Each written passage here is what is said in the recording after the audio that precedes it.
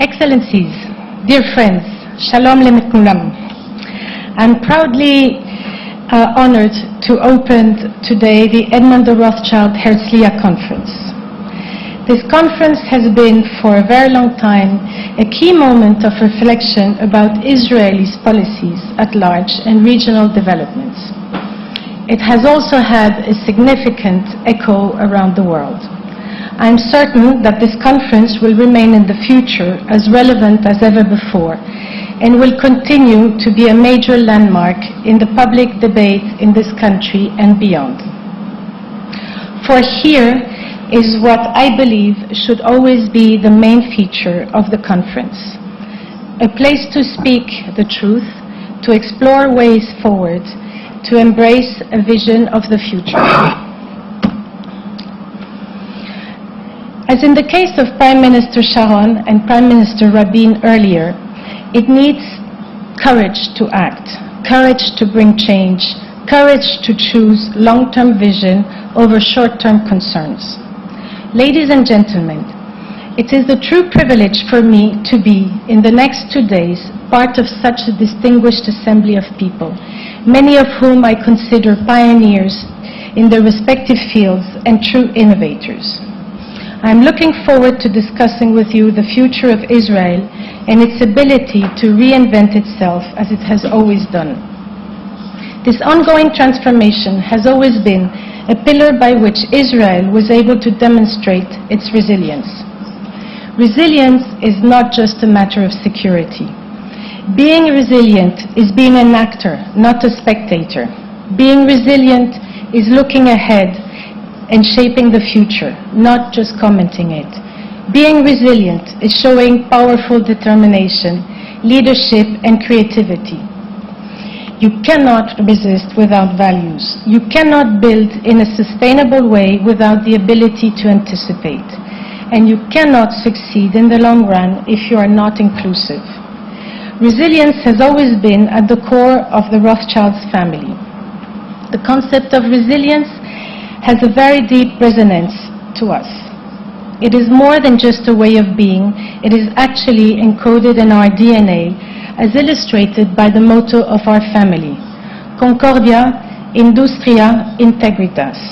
Living with one's time, striving for progress, and remaining faithful to your values. The founder of the Rothschilds dynasty in Frankfurt in the 18th century, Mayer Amschel, had perfectly understood such a need for leadership, anticipation, and the importance of an inclusive vision of the future. He tasked his 5 sons to establish themselves around Europe and to always remain committed to such core values. This is how the Rothschild legacy came about. The word resilience has become a concept in fashion today, but actually what it expresses is deeply rooted. As indeed, there is survival only when you lay foundations, when you build on values, when you show strong will and vision. Because my family has always been driven by the passion of undertaking, innovating, and serving progress, it has managed to build, develop, and preserve its heritage in spite of crises, wars, and persecutions. I am proud to represent today the 7th generation, actually the 8th, as my eldest daughter Naomi is with us today, of a family that has always considered leadership, courage, ability to change, and question the world as core values. Dear friends, the world is changing very fast. Change often triggers fear.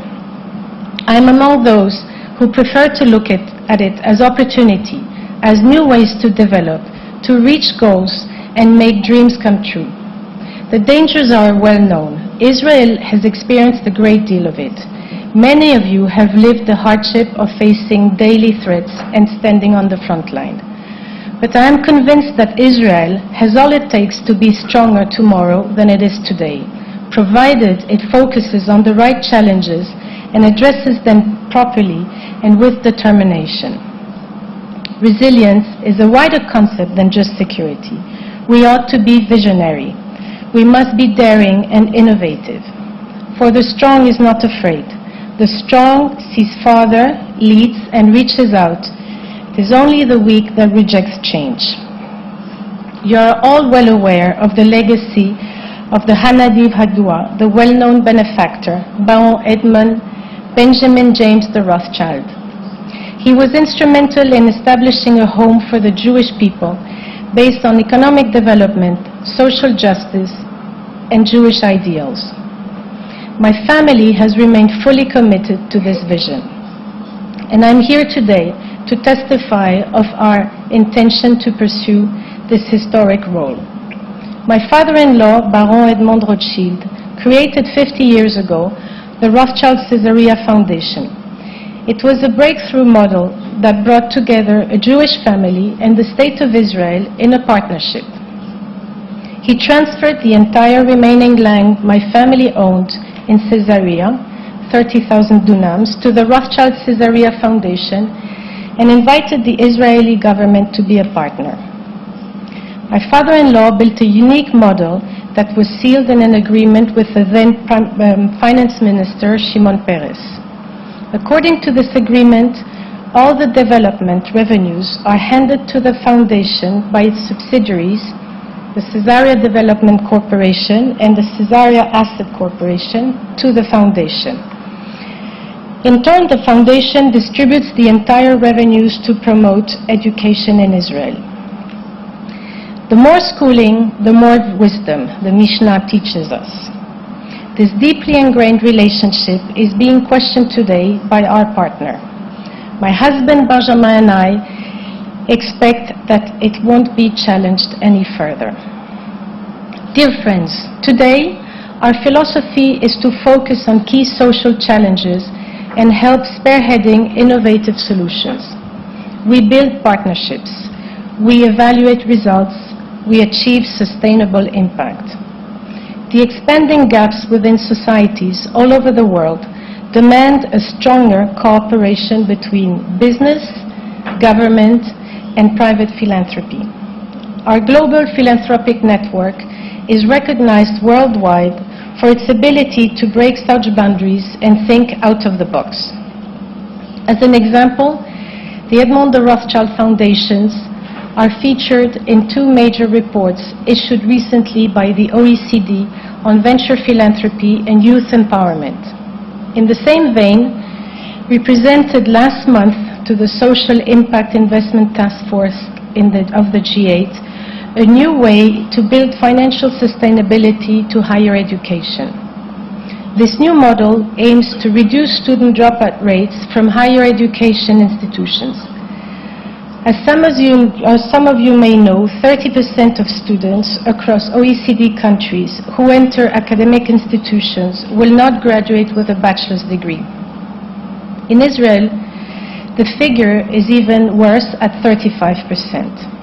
I'm thrilled to have joined hands with Sir Ronald Cohen in this endeavor by building new ways in Israel to social financing and connecting the third sector to capital markets. By building bridges, my family has always considered that both business and philanthropy can and should serve progress. We are pursuing the legacy both through our group and through our foundations. They aim at the same purpose, namely resilience.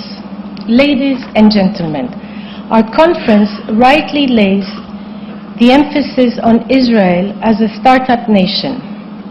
What makes Israel strong is its openness to the world, its capacity to lead in innovative fields in transforming its image globally. It will further strengthen its national resilience. The full integration of Israel in global exchanges is its best defense and protection. Yet, I believe that the startup nation must also become a model of social inclusion. Technology should also promote social empowerment. It is our responsibility to foster human development, especially amongst the youth. I am calling on you to be a leading social startup nation. To conclude, I would like to take this opportunity to highlight the fact that President Perez, President Abbas, and Pope Francis are praying together for peace at the Vatican today. This shows leadership, courage, and foresight. Reconciliation is vital. It is a matter of survival for the entire region. As President Shimon Peres is ending his tenure, I would like to pay a warm tribute to Shimon's statesmanship and the vision to which he has remained faithful throughout his life. He has been a source of inspiration for us all. As the Jewish saying goes, if you don't aspire to great things, you won't attain small things. Thank you very much. Good luck.